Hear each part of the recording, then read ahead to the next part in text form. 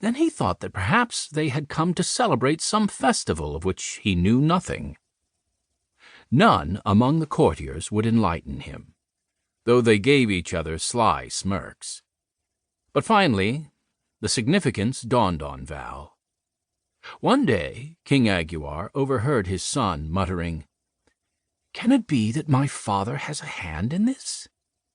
Can it be that he wishes me to find a wife and settle down? As well try to harness a wild horse with silken ribbons." King Aguiar inwardly groaned and conceded defeat. Chapter 2. Unhappy Subjects. This proved fortunate, for with the abandonment of immediate plans for Valiant's marriage, King Aguiar concentrated his attention upon a matter which, with growing seriousness, had hung in his thoughts since the so nearly successful uprising instigated by King Valgrind. Calling Val to his chamber, and making no effort to conceal his uneasiness, the king spoke in this manner. "I have ruled firmly but justly. I have abolished piracy and brought prosperity to Thule. Yet along the coast there is much unrest. Nay, let us call it by its true name, rebellion. But I know not how this evil may be righted with surety."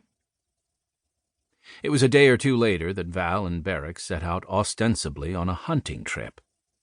Their careful course led them toward the sea, where, one night, they reached a fisher's village and sought shelter in the inn. Here they were made welcome, and after being supped, were asked for news of the world.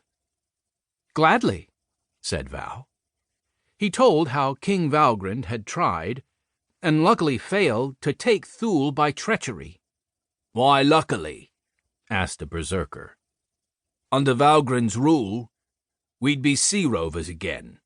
But Aguiar the merchant," and here the bearded pirate made mincing gestures, "has turned Thule into the sweetest and loveliest place for tradesmen and money grubbers. A pox on our huckster king!" "Hail Aguiar, King of Thule!" shouted Val, and lost his temper at the same instant that the berserker lost his teeth. All eyes were fixed on Val. Knives were drawn and ready. "Take it easy, friends," said Val. "I am the son of your king, Prince Valiant.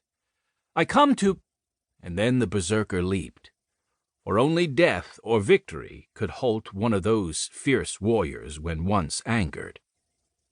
At moments like these, the wise and the timid drew back to safety, but lads like Val always sprang forward, making offense their defense.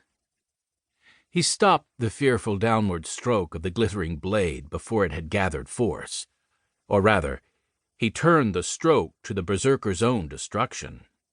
He did it in this wise. As the warrior's right arm started down, Val seized the wrist in his left hand, then bent his elbow under the stiffened arm and flung the astonished warrior sideways over his shoulder. The berserker flew through the air and landed on the floor with all his weight. He lay utterly stunned, unable to move. His right arm was so painfully wrenched as to remain useless for many weeks thereafter. But Val had resumed talking to the rest of the villagers as if there had scarcely been any interruption worth noticing.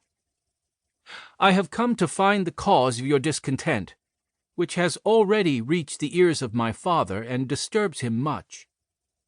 Let word be sent among all the fjords and islands that I shall hear any who have a just complaint." Presently a great throng of sturdy Vikings assembled. From them Val learned much that explained their unruly temper, for they spoke boldly and hid nothing, being in no wise afraid.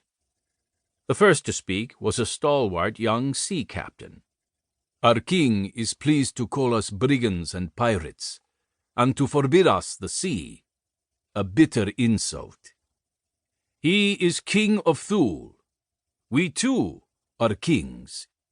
Kings on our own ships. The wide, wild sea is our domain."